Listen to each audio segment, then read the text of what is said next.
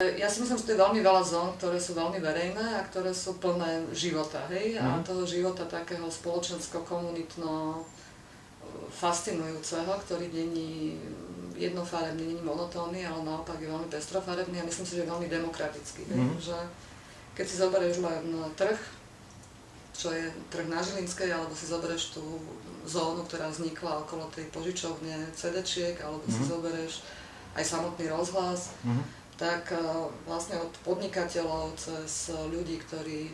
tu žijú a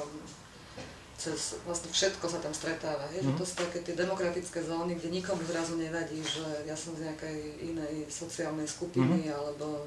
hrám nejakú inú ligu a som v nejakom inom leveli počítačovej hry toho života, že tam tí ľudia sú k sebe nesmierne ani nie, že tolerantní, ale tam to zrazu patrí k tomu a myslím si, že tie miesta majú radi práve preto, že nie sú také monotematické a nie sú také jednofarebné, ale preto, že je tam príliš veľa života, ktorý im niekedy asi chýba.